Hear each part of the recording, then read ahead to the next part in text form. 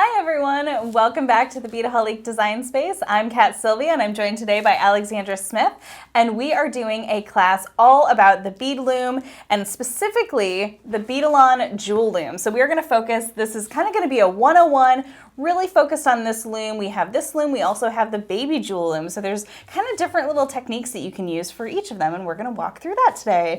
Yeah, I'm really looking forward to it. This is a long-awaited class. We've done a lot of loom kits over the years, and we've really explored a lot of different videos and different types of looms. So while I might address some of the other looms today, we're really going to focus on the jewel loom because it's a great beginner tool, and we're going to kind of walk through and show you why. So yeah, I'm excited for this class. It's going to be great. Yeah, we'll start us off with our giveaway. So like I said, we are focusing on the jewel loom and the baby jewel loom. So I thought it would be great to give our winner 2 of our kits. So with this kit over here, this is going to use that baby jewel loom. So this is the full kit. So you will get the loom with this, and this you'll be able to make our loom statement earrings. Now with this kit over here, this is the full jewel loom, and again, this is one of our full kits, and you can see that little bracelet up top there. So you are going to get the full pattern and everything you need to create that bracelet. So you're going to get a bracelet and an earring, and then you will have both of the looms that we're going to be discussing here today. So all you need to do to win this giveaway is just leave a comment here, let us know where you're tuning in from, or if you have a question for us, we are here to answer them. We have Brian behind the camera back there. He's going to be feeding us questions live. So if you guys have any questions, shout them out or just say, hey, that's pretty, I like the color blue, whatever. That will enter you to win our giveaway, and we will announce the winner live here at the end of our broadcast, which usually runs about 45 minutes to an hour, so stay tuned. Yeah, what a nice gift. That's a great giveaway. This is great. I was like, and if you do already have a jewel loom, you can give these as a gift or keep it for yourself. I won't tell. But we do offer our kits in refills as well. So if you do already have a loom or a baby jewel loom, you can actually get the refill. And the refill is just going to be your beads, your thread, the pattern, all the instructions still. So you'll still get all of that, but it just doesn't have the added bulk of the glue or the loom because you should already have plenty of that to work with. So it's kind of a great little thing. Yeah, wonderful. All right, so why don't you guys just come on in here, take a look at our table. We have lots of our looms out here, tons and tons of patterns, and this is going to be a great opportunity to really just show you guys all the different options with patterns and just creating all those beautiful pieces there. Has been really fun for us, and it's a great little creative technique that we like to do, and we kind of like to mix it up because, a loom is very simple. We're going to break it down for you, and the fun is in the pattern. So we have a lot of these that you're seeing are actually our kits. We do also have a lot of these as projects. Another thing too, and let me draw your attention actually back here down to these 4 here. These are 4 of our new pallets, and these are the Toho designer pallets that we've curated here at Beadaholique. We're very excited. All of those patterns are available for free downloads. So we just launched that just today. So you guys can go and get the pallets and get all the projects with all the matching things, all the slide clasps and glue and thread and needles, all that's there for you. But I just wanted to point out those 4 in particular because I had a lot of fun creating those patterns. Yeah, they're beautiful. I love how you used 2 of them are very contrasty and then 2 are more blended. Yeah. It's a great mix. Good It's a great option to kind of show what you can really do when you really start to play with a lot of these. And we're also going to actually be talking about bead mixes as well, to how you can use that to sort of create a totally mixed pattern where it doesn't have to be all angular and have a very specific thing if that kind of freaks you out or scares you a little bit. So we have everything ready to go there too. All right, so are you ready to officially dive in? Yeah. All right, let's do it. All right, so I have the Beadalon jewel loom in front of me here. So I'm actually going to do an unboxing because I want you guys to see what you get with your jewel loom. All right, so this is how it comes. It actually ships flat, which is kind of great. It makes it perfect for travel. So here we go. All right, so I'm just going to open this up. And in your jewel loom here, just pull this out. All right, so it actually comes in a nice little plastic pouch in here. So, and it does come flat, so you do have to assemble it, but I'm going to show you how to do that. All right, so let's do this one here. All right, so this is your jewel loom here. So you get this blue plastic piece here. Now when you're looking at it, you have these 2 little holes here on the one side, and then when you flip it over, you see that those 2 holes are accompanied by these little notches, these little round notches, and that's where we're going to anchor our thread. So this is considered the back. So I'm just going to flip that back over. All right, so what else do we get here? We get a little pamphlet that's gonna walk you through all of this setup and some other little techniques there for you. So that comes with it. And then the other thing that we have in here is you're going to get one needle and you're going to get a little thing that's going to help you thread your needle. It's very similar to a sewing little kit there. So we have that. And then the last little piece here is you're going to have this little metal rod. All right, so let me set my little packaging aside here. I'm actually going to put that down. All right, so let's go ahead and set up our loom. So this little rod is going to actually help to bow the loom together. So what you're going to do is just sort of anchor it on one side there, and then you can sort of place it on your table, and you're just going to bend it upwards until you get that little rod to stick into the other side. So now we have it nice and bowed. So this is what our jewel loom looks like set up. So you saw that was so easy. It just kind of slides right in like there and fits nicely. And you can take that out to store it, so it will store flat. Although I will say that if you do leave your loom bowed for long enough, it will kind of stay a little bit bowed, so just keep that in mind. But I like to leave mine set up here because I know that I'm going to use it. But if when you're done with your piece, you can take that out and it will kind of relax and flatten out again. All right, so let's actually do some looming now. So what I'm going to do is I'm going to take out my loom needle. And this does come with one. However, if you do need additional loom needles, oops, I'm making a mess. The Jewel Loom, Beadalon, does sell an additional piece here where you'll get 6 needles. So if you need to replace those over time, we do have those. And we do also have the Tulip needles as well. So they are both going to be nice and perfect. The Tulip needles are a little bit longer, so these are great if you're doing a wider piece because this is where you're going to do your warp and your weft threads. Excuse me, these are going to be for your warp threads. Said that backwards. I knew I was going to do this. Oh my goodness. These are for your weft threads. All right, let me start talking about what I'm trying to talk about here. Good Lord. Hey, better you than me. I thought I was good to I go. know. You know, and I knew I was going to do it too. I knew I was going to screw that up. It was so funny.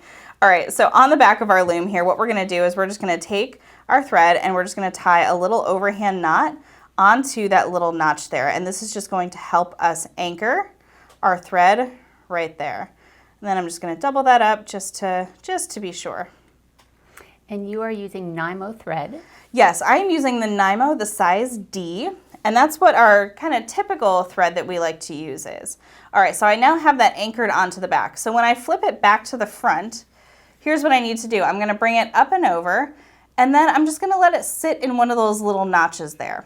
Now, these little notches are great. They go all the way across the Beadalon Jewel Loom, and these are gonna help to separate your threads. The reason why the Jewel Loom is so unique is compared to, let's say, the Rix Loom, which is a solid rod in the back where your threads are gonna sit. This one actually has the little notches, so it spaces everything for you. So if you're going to do 11-0 seed beads, you can use each individual notch as a thread.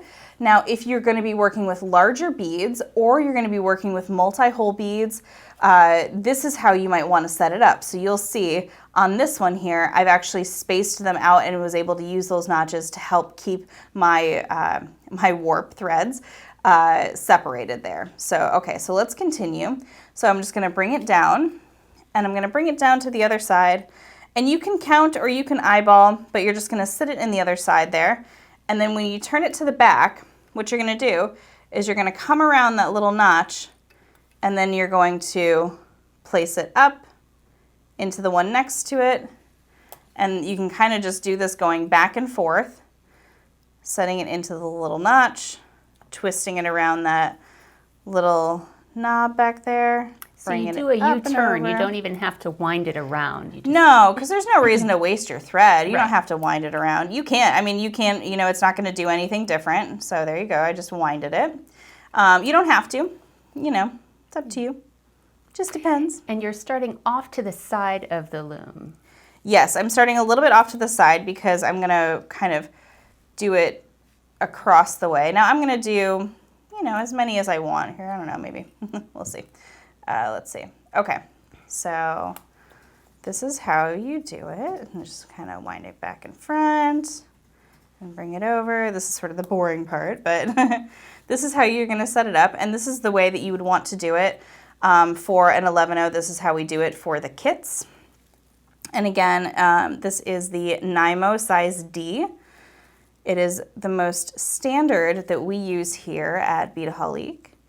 And by the way, everything that you guys are seeing in this live class here today, we have a product collection for, and that is over at beadaholique.com. So that is where you can get all the materials that we're going to be talking about, all the kits that we're going to be showing, everything, all the projects. It is all right there for you. So if you're curious and you're going, hey, where do I get that? That is over at Beadaholique. All right, and we do have a question. Oh yeah, a quick question on the Nymo cord. Sure. Does it need to be stretched before you use it? Okay, so usually, and we've talked about this before, we've talked about stretching the Nymo cord ahead of time. The reason you don't have to do that here is you can actually see, and if the camera wants to zoom out just a little bit, you'll actually see that I'm kind of stretching it as I'm doing this. It's sort of running through my hand, and I have really good tension on my jewel loom here, so you can see that I don't have to stretch it out. The reason you have to do it if you're doing like a fringe or something is because there's not going to be that tension on it that's going to pull. So there's going to be enough tension as I'm working here to really allow that to happen. All right, I'm going to do one more here and then let's count where I'm at. You're going pretty wide with that. Yeah, I figured why not. And now you'll need one more warp thread, then you will need beads. Is that correct? That is absolutely correct. So let's see, 1, 2, 3, 4, 6, 7, 8, 9, 10, 11, 12, 13, 14, 15, 16, 17, 18. So I have 18 warp threads here, which means 17 beads will fit in there. And I'm happy with that.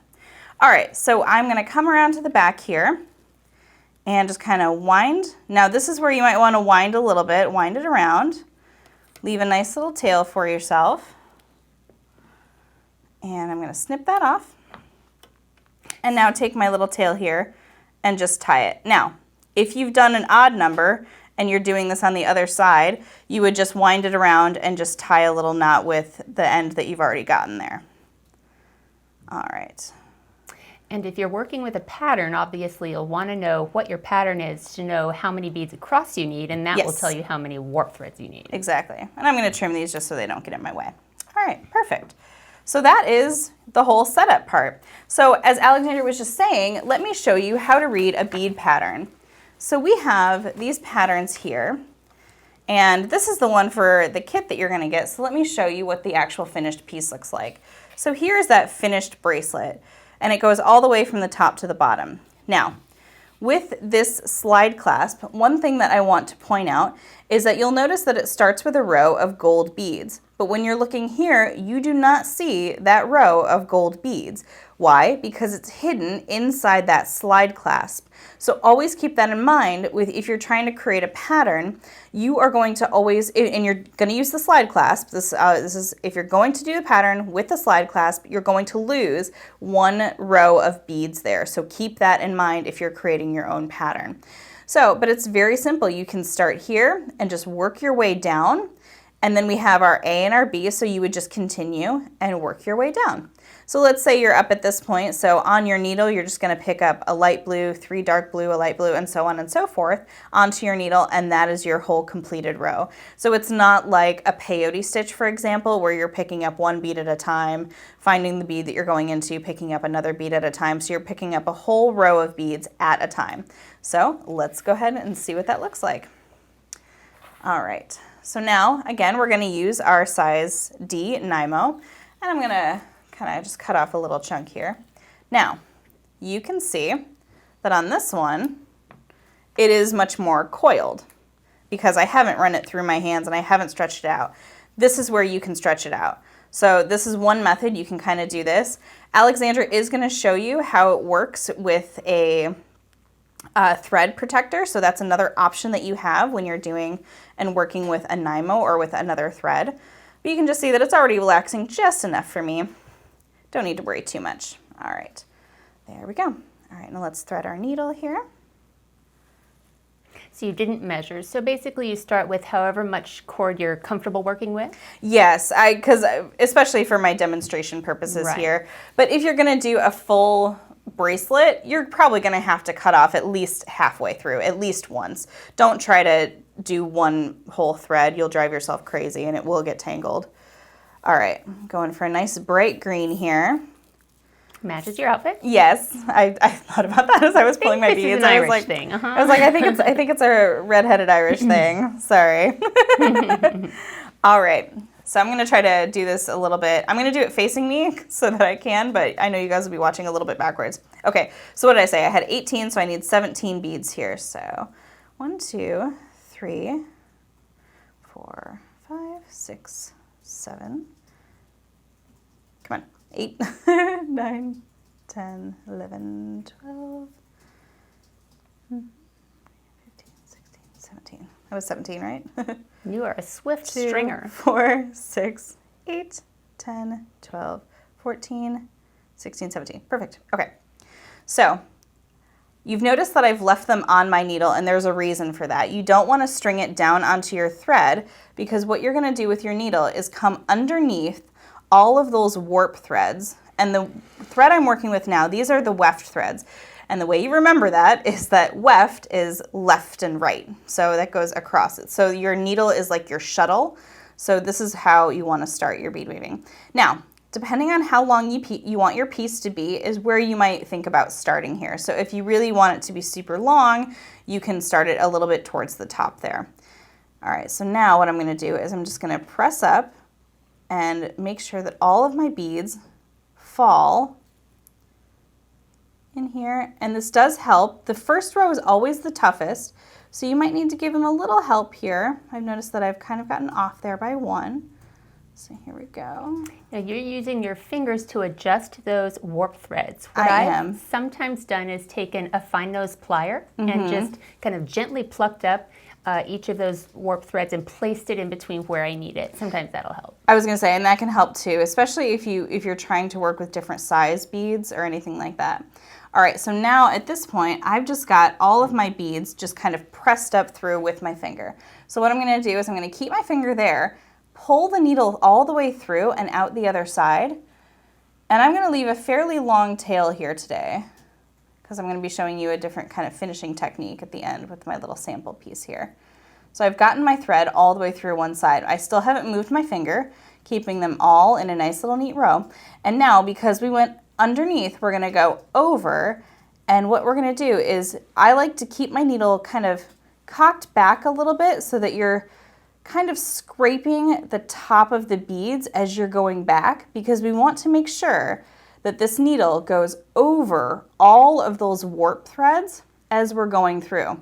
And by doing it this way, kind of keeping it leaned back a little bit like that, you're ensuring that you're not getting and kind of shredding any of your thread there. All right, so that is our first little row. And you can see that it's a little bit wobbly because we don't have a lot of structure there.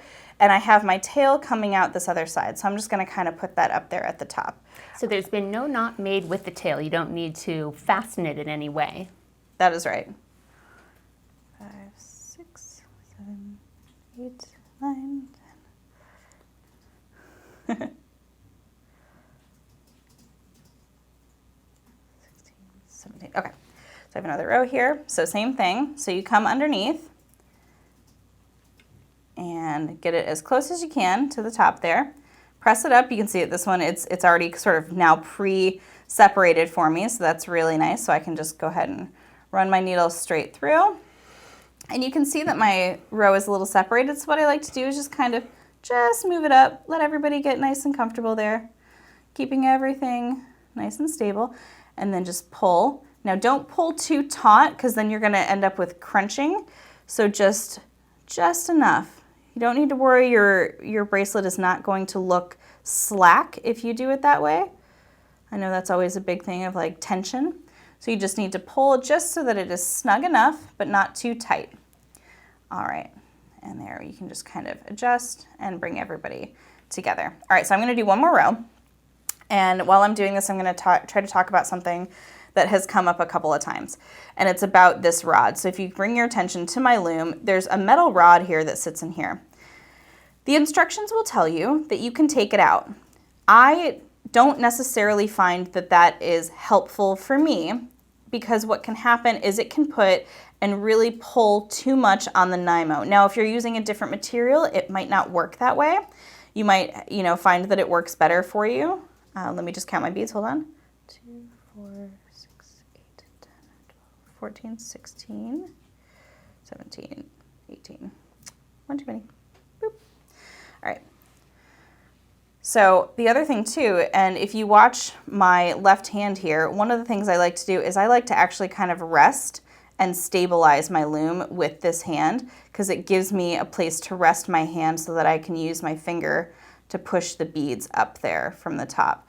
So it's entirely up to you. It does, I've noticed, have put a lot of tension on the Nymo, I'll say, to take that rod out at this point before you continue to do your bead weaving. And I like to use it as a little hand rest. So again, it's entirely up to you. I don't want to go against what the manufacturer suggests, but if you do find that you don't want to take it out, you don't have to. So that is just a little tip.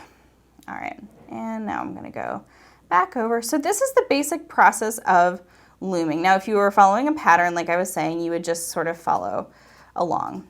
Now, if you find that you drop a bead, it just means that you went underneath a warp thread. So if you find that, there's a bead missing all of a sudden, it's because your thread just kind of missed it as you were doing the second step. So you're always going underneath and then up and over, and then underneath and then up and over, and then you can pull that all the way through. And this is why we recommend using a loom needle. It's nice and strong, it's flexible, but you can just see how long it is, and it will absolutely accommodate the full length of the loom if you do end up doing a full piece. Now again, if you are using the jewel loom and you wanted to do a full piece with all of the warp threads here, you can see how much longer that, here, and I'll just go ahead and take it out because it's hard to see in the package now that I'm looking at it. That would be a very thick piece if you were to use every groove. Mm-hmm. So the tulip needle is just ever so slightly longer than this piece, so it might behoove you to use this if you wanted to do that. So if you were creating, let's say, a really wide cuff or a focal piece or something like that, the tulip needles are really great for that. So that is the tulip. All right, so that is the basics of the jewel loom. So I'm going to toss it to Alexandra. She is going to do a little work with the baby jewel loom. But I'm going to keep doing this, and then we're going to have some finishing techniques that I'm going to show off here in just a few minutes. Alexandra, how's it going over there? Good, good. All right, so what I have in front of me here is the baby jewel loom. You'll see that it's a downsized version of what Kat has almost exactly, except for that the rod is kind of built in. It's just already curved because this is portable for the size that it is. I think the reason that the rod is removable there on the larger one is to make it more portable. So that's all set to go. And what this is great for is designing smaller pieces. So you could conceivably create a full-size bracelet on here, although what's best we have found is to do some alternative sorts of sizes of projects that are for earrings, or you could do pendants, you can do focals for bracelets. So that's been a lot of fun to play with the baby jewel loom for these sorts of things, and we do have kits in for the earrings. Now what I'm going to show you here is how to use the baby jewel loom with artistic wire, and I have 26 gauge wire here, and I'll be using some size 6/0 beads. And the baby jewel loom is great for that because you don't want to end up wasting a lot of wire. It's one thing to waste a little Nymo thread. It's different to waste some nice wire. Right. And so this method is great for, again, creating alternative sorts of pendants, earrings, different focals and components. Now I'm measuring off 3.5 feet, and I'll tell you that 3.5 feet is a good size to create 4 warps. And I don't know if that's helpful or not, but it's the one measurement I've gotten so far in my practice with this. And so you could also alternatively keep your wire on the spool and just put it onto the loom as you go and then clip when you're done. But I'm going to take my nylon jaw pliers and go ahead and just run that along the length of my wire to kind of smooth it out and get the preliminary curves and kinks minimized here. Now I can continue to do that once I've completed my loom here too. So what I'm going to do is come around the back side and grip. Let's see, I'm going to come this direction and I'm going to grip about 1 inch down with my thumb, and I'm going to create 1, 2, 3 loops. I really want to be secure here because you'll notice even as I've created 3 loops, when I pull, the wire kind of slides. So I need to make sure my thumb stays on that while I do my preliminary stringing on here. So what I'm going to do, same as Kat did, is bring my wire over the groove, first groove, and across the way. Now it's not exactly the same count of groove. It doesn't have to be exact. I'm going to come around the other notch there. And for my size beads, I'm going to space it every 2 grooves for the size 6/0 beads. And that will be good for the width of those beads. And I'm just going to create 4 warps here, which will accommodate 3 beads, and that's just to show you how this works with the tension, what it looks like in the hands, and just to give you a sense of this here, because it was new to me. I hadn't actually worked with the stiff wire on the loom before.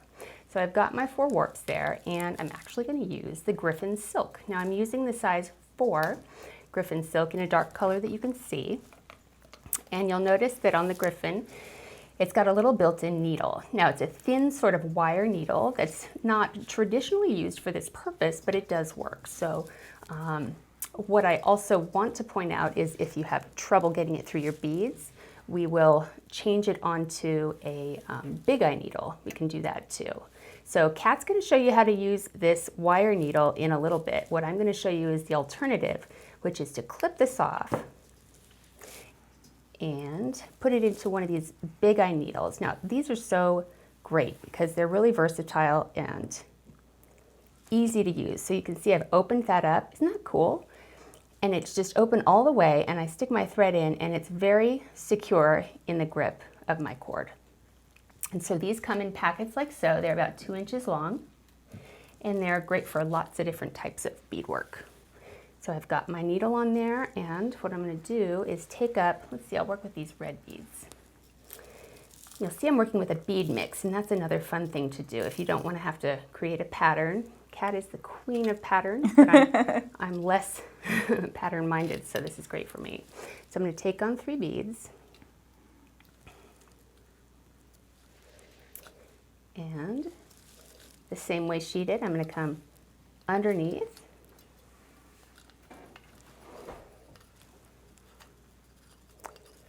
pull my cord through. Whoops, and that'll happen where it slips. Again, the first row is always the trickiest to get situated. And against her advice here, I have the beads on the thread as opposed to the needle. Now for the size of these beads and the stiffness of my wire, it's actually going to work fine. So I'm working my big eye needle back through over the tops of those wire warp thread wires. And just like so. Now, I'm just doing a practice, so I don't have enough thread to work with here, obviously, but that's how I would continue, and just down the length. So that's what it looks like to use the artistic wire with the Griffin silk. And when we're talking about the warp and weft threads, so, and especially if you are deciding to work with the wire, your weft cord just needs to be able to fit through your beads twice. So if you wanted to use the Griffin silk with, say, an 11/0, it's not necessarily going to work because the cord is too thick. It won't fit through each bead twice. And especially if you do switch out the needle, don't forget you're backing your cord so that actually if you're looking at it, you have 2 cords on your needle, and when you're sending it back through, it's actually going over 3 times. Yeah. So you have to be mindful of that. But in terms of if you wanted to use a really thick cord as your warp threads here and then small beads, you could do that. This is the cord that is actually going through the beads. You know, so if you did want to use different materials, you can do it that way as well. So let me show you where it is really useful to use this thicker Griffin cord is for a couple of examples I have here. This uses the 6/0 beads like I have, in just a little bit of a pattern. This was just an experimental swatch that I did using, again, 26 gauge wire with the size 4 Griffin silk.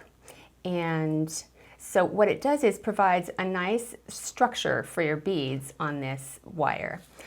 In comparison, I've got 8/0 beads on these little projects here, and I'm not sure if you can see on camera, but this one was done with the Nymo thread, and you can see that the beads are a little bit loose. And what I had to do on either side toward the edges was work my Nymo back and forth several times to kind of fill the space and give it the structure it needed so it wasn't crunching. And even so, you can see the beads are a little bit crunched. So on my second pass, I decided to use the Griffin silk in the size 2 to just downsize it to the size of my beads. And that gives it kind of just a nice flat structured look, if you can kind of see the difference there. So I hope that's helpful. Also, we will have a video coming soon on the technique for finishing these off, how you're going to cut your warp wires off and finish them using wrapped wire loops. And for the difference there, you can see what I've done on one is with sort of a peacoat edge of beads, 2 and 1 to create that taper.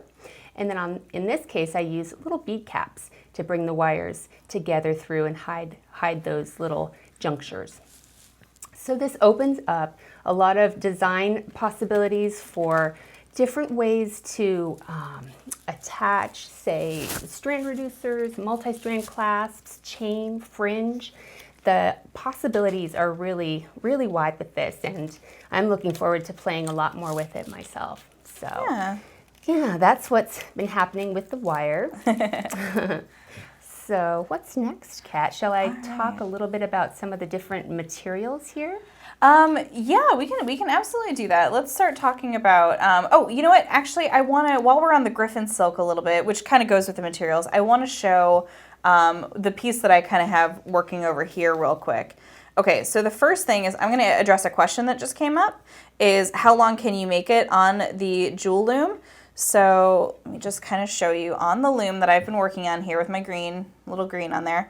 If you look at my loom and you look at my ruler on my Beadaholique bead mat, I have, you can make 11 inches here. Now this is not a rollover loom where you can kind of tweak it back and it'll continue to be longer. So if you are curious from sort of end to end, you're going to get about 11 inches in there. So just kind of as a little bit of a guide. So we just had a question about that. All right, cool. All right, moving on. All right, so now let's bring over this little guy here that I've been working on.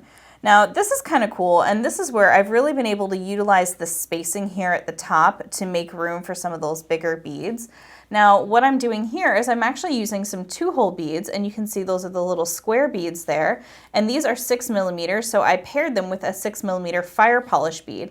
And on the outside here, all these cream beads are actually 8/0 seed beads. So you can just see how different in size they are compared to my 11/0s down here. It's just, you know, an 8/0 versus an 11/0 is actually quite a big size difference there. So you can see those. All right, so I'm using the Griffin silk here.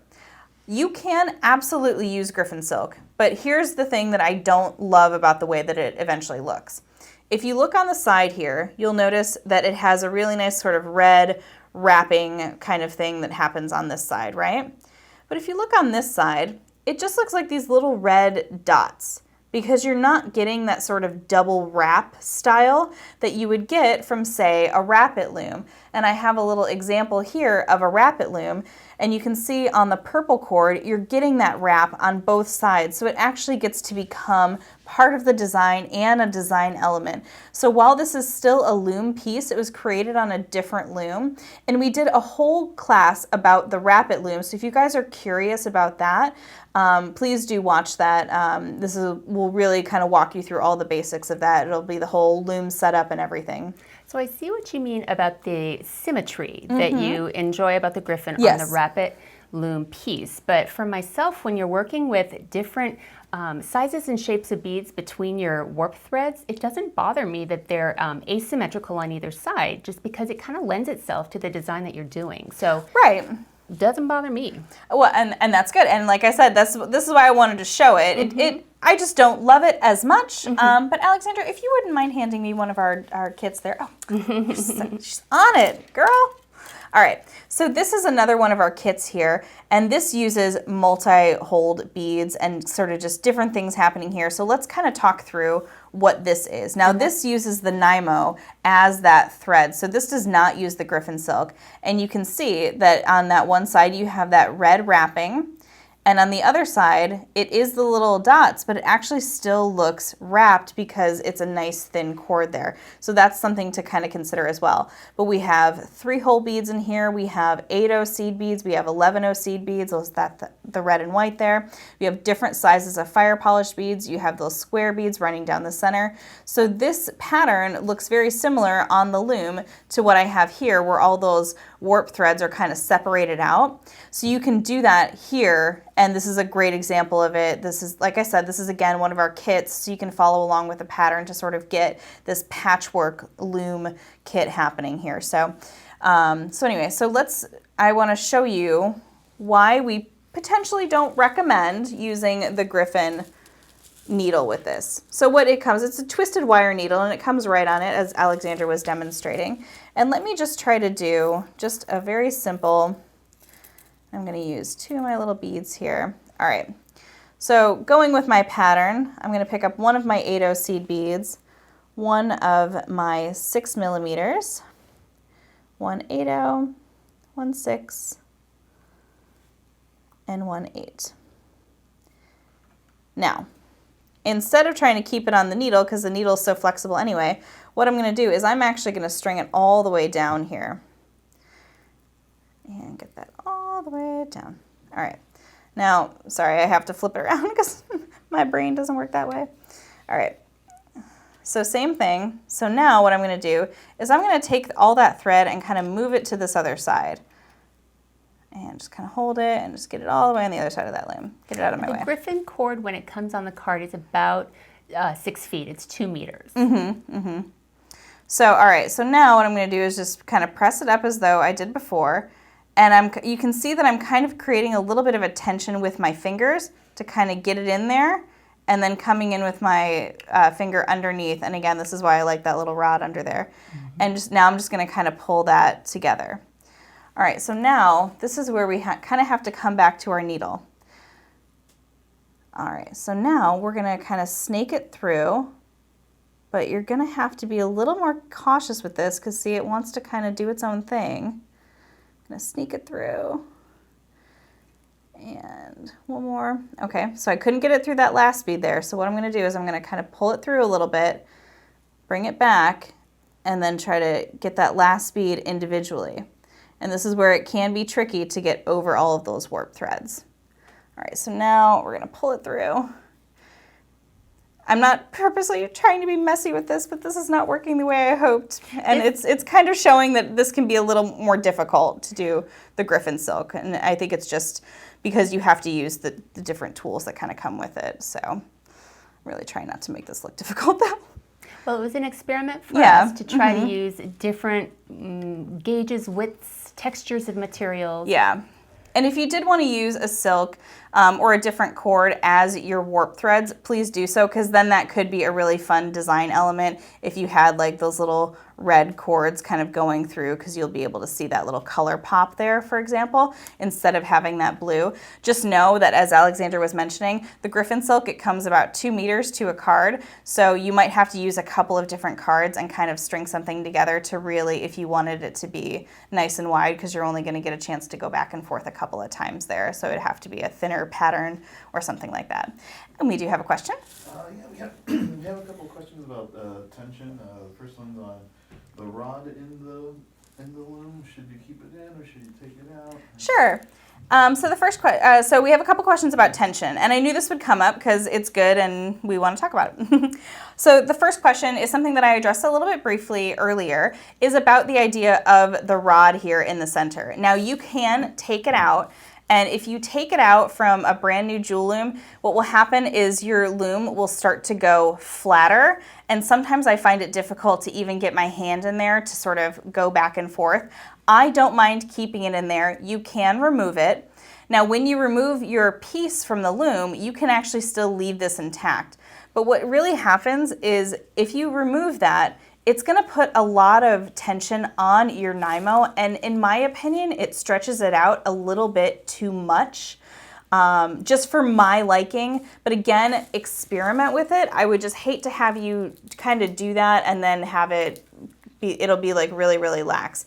Now, when you're looking at this piece, it's nice and kind of bouncy up here, you know, and that's how I like it. So when you take it off the loom, so let me grab this one. So when you take something off of the loom, this to me is nice and flexible. I like the way it wears. It stands up, it curves nicely, it's not too taut. And this is a piece that I didn't take the rod out of. I left the rod right where it was, and I just tied it off at the end as we normally do. You don't really have to let these relax as much. Now, if you're working with a type of piece like a leather or something that really takes that tension and really wants to bring it back together, you can let it relax for a little bit, as we recommend with the Rapid looms. But for this, there's no extra tension. It's really strong. I can really give it a nice good tug, and it's not going to go anywhere because those slide clasps are really nice and secure. So in terms of tension, that's what you want to achieve. Now, if you look at the piece that I've just been working on here, you'll notice that there's a little, I'm not even going to say it's a graduation, it's so slight, but it's just because of the bead. So it's not because you're pulling it tight. Let me see if I can kind of pull it too tight. You see how that happens there on the end? Watch this little bead right there. I know this might be difficult to show on camera, but watch how that thread kind of looks like it starts to go into that bead. That's too much tension. You're going to end up with a little kind of puckering on the sides. So you don't have to do that. And if you have it to be too loose, let's say I pull these out, you can see that a little bit of that cord goes there. But all you need to do is just pull it so that it's nicely in there, and you keep nice straight edges. And that's really all you have to worry about. So don't be yanking your loom pieces. It's not going to make it any stronger, I promise. Because once your beads are set, it's kind of like they're trapped in there with the tension of the loom. So you don't really need to make sure it's super real tight, you know, don't try to muscle through, because you won't end up achieving a nice straight line on the sides. So I hope that answers that question about tension. Were there more questions about tension, Brian? Yes, maybe a question about weft threads. Like, what's the best way to keep the tension consistent when you install weft threads, and how tight should they be? Sure. Okay. Yeah. So these are your weft threads that go left and right. As you're kind of weaving here, you just want to keep it nice, and let's see if I can do another row here. I think that might help to kind of demonstrate. Now, part of this tension issue that I've found in learning myself is as you come over the top of your warp threads in your second pass to stabilize those beads, you kind of have to keep that row nice and straight coming up to the rest of your work, because if it gets slanted, which has happened for me, you'll lose that tension in the loop of your thread. That is what Kat is going to show you how to kind of really keep consistent. And I think that's the key, is just keeping those side stitches consistently taut against your edge warp thread.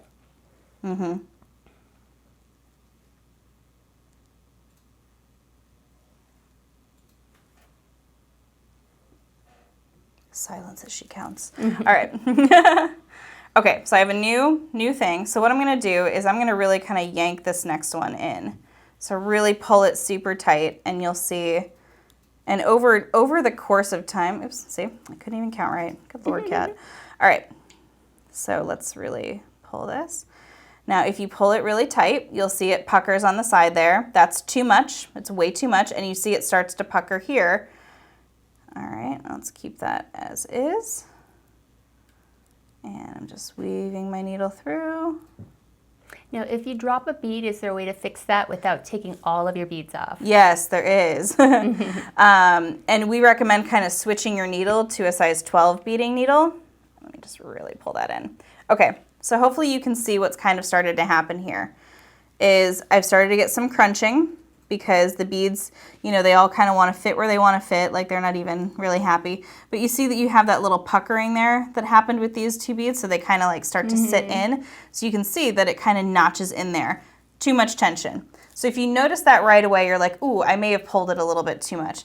So what we're going to do is we're going to wiggle it out. Wiggle, wiggle, wiggle, wiggle. Wiggle, wiggle, wiggle. If you want your beads to be happy. I mean. Yeah, happy beads, happy beads. So you can just kind of pull on the sides, and I'm just kind of getting my nail in there to the last little beads, and that can kind of help wiggle it out. So it is fixable if you catch it as you're sort of doing it, but just as you go, just kind of gauge how tight your weave is. But like I said, all you're doing is you're just catching those threads going back and forth. The tension is kind of keeping them together here, and you can sort of scooch them up. One thing that you can also do is you can take a little piece of cardboard and kind of just, you know, scooch it up like that to make sure everything is like nice and even. So if you have, let's pretend this is cardboard, you can kind of scooch them up just like so that they kind of scooch up that way. But that way you can keep everything nice and even there, and just like so. All right. So cool. So that is that. So now I know I want to get to talking about some of the finishing methods because you guys really do have a lot of questions on that. So I want to absolutely address that. Okay, so I left a nice long thread here on this side. So I'm going to actually add my loom needle onto my tail that I started with here. Okay, now let's pretend I've come all the way down here and this is my big loom piece and it's beautiful and I love it and I'm ready to tie it off. Okay. If you want to do a method like this, where you're adding leather cord here to the end, what you want to do is you're going to do a little bit of a build-up method. Now, in this video here, I'm not going to show you how to do this method. This is the method we use for all the kits, and we have tons of videos showing you how to pair your threads, tie them off, and glue them here. But I do want to take a second, and while we do have a video for this, this is something that people are going to want to see. So we're going to do it. All right. All right, so what you're gonna do is you're gonna do a selvage method. And all that means is that you're gonna be building up cord right here. So how do we do that? We go over that first one there, under the second, over the third, under. So you're just kind of weaving up and down and up and down and up and down, up and down. Going over, and you're just weaving, weaving, weaving. All right, so now you've alternated going all the way through. And you're just going to pull your thread through and scooch it right down. Now, I've seen people actually start their bead weaving that way, where they start with that kind of a weave, but I don't feel like it's necessary myself. To start the weave like this? I can start with beads right away. Yeah, I mean, because the other thing too is that by going up and down and by doing this method, you're not actually, this is not how you would actually add the bead to the loom. Right. So it is a little bit of a different method. All right, and like so. So you just go back and forth a whole bunch of times. And what you're in essence doing is you're going to build up, you can already see it start to happen just a little bit, but you're gonna build up as much space as you need to sort of glue off. And this is where you can bring in a different type of clasp. Like this is where you can do a ribbon crimp. So let's say you're gonna build up like 1/4 of an inch so that you can use a ribbon crimp on the end there. And then, yes, thank you. So for the tube method here, the slide clasp method, we recommend using the E6000 here. And this is gonna be nice and kind of gloopy, which is gonna be good. It's gonna fill that clasp and take care of all those knots for you. But for this one, you're gonna want a little bit more of a stiffer edge, and for that we recommend the Super New Glue. Now this is the finishing off method that you'll want to leave it on the loom for. If you are doing the other method, obviously you'll be cutting it off, but you're just gonna be building up a little selvage there, just like so. So this is the Super New Glue method. So let me see if I can try to get a couple more here. I'm gonna build this up, and you guys are welcome to watch me, but let's see, is there anything else that we wanted to talk about? Any last little questions, guys? We do have videos for a lot of the stuff that we've shown here today. The only thing is we are going to be having a video for that beautiful wire work that Alexandra was doing, and that will be coming very, very soon. So that is the only thing we don't have a video for just yet. Hi guys, I'm so sorry we had a little momentary lapse there. We are back though, so thank you for sticking with us. Okay, so actually that gave me a little bit of a moment to build up my selvage here, so you guys can come on back in and let's go ahead and take a look at what I've been able to do here. So this is what I mean. You can see all that blue underneath there. So that's just sort of building up whatever textile you're working with. to create that sort of fabric there that is going to be perfect to add on our little leather pieces for. Now you can actually take a little piece like this and just sort of fold it over, and that'll kind of work like, and this is actually faux leather, which is really nice because you can glue this and you can actually sew the edges down if you wanted to do that. All right, and I do have a video that shows you how to do this exact technique, so if you're curious about that, be sure to check that out. And then one last little thing I want to talk to you guys about is the idea of ending a piece with ultra suede. So this is what this purple here is. So this is what it looks like to back your piece of loom with ultra suede. Now what you can do here is just sew in all of your little threads there, and then on the edge there, it's just a very basic whip stitch, and you just use that last warp thread to kind of whip stitch this together, so you can kind of get a nice little backing, and you can do that also with the leather that we have and leather alternatives as well. So this is how that works with the ultra suede. So that's another way that you can also finish it off, so you can do a little clasp like so. Now, one thing I do want to say is that if you do finish it off, let's say this was like a ribbon crimp or something else, you can absolutely add a little button to this. You don't have to sort of do the tie-off method and leave like all this slack hanging. I just thought that was kind of a neat idea. But you can absolutely add a little button here. You can sew that on. You can add snaps. But once you've had this fabric built up here, you'll be able to do that. And you will absolutely be able to see that video here. And I'm so sorry about our little technical difficulty there, guys. But Alexander has one last little technique I want to show you, and it's about sort of tapering that end to, if you have a wider piece, you can get it to fit into a little end there. Right, so you can see that on the end I've got some size 8/0 beads in the very last row that size up in the next row to the 6/0 beads that I used for the remainder of the weaving. And it was my effort to make the clasp fit because I realized I wouldn't have one that would fit quite the width of the 6/0 beads. So by tapering down to 8/0, it's going to go really nicely in this 13mm slide clasp. So yeah, that's a handy way to facilitate the use of other sorts of clasps, ribbon crimps, whatever size finding you're going to use. You can adjust it by tapering down the size of your bracelet. Perfect. And you've done a little edging thing there. We do have a video showing you how to do that, but that's how to kind of add a little extra flair to your loom piece there. So that is a great example. All right, so thanks for sticking with us, you guys. We are ready to announce our giveaway winners, so get those last comments in here. But go ahead and take a look if you guys have questions. If you still have questions after our live feed, be sure to reach out to us on Facebook. We take care of all of the messages that come through there if you guys want to learn something new or have an idea. Let's say you have an idea for another live class, be sure to hit us up there as well. So thanks so much for tuning in with us here today. All right, and we have our giveaway winner, and it is Gwen Dugan. So congratulations to Gwen Dugan. You are the winner of our fabulous giveaway, and these are both available on the website. So if you didn't win, we still have all of our kits ready for you. All right, congratulations, Gwen. All you need to do is email us at service@Beadaholique, and we will get your address, and we will send this out to you today. So thanks so much for tuning in, guys, and we will see you back here very soon. Have a great weekend, everyone. Bye.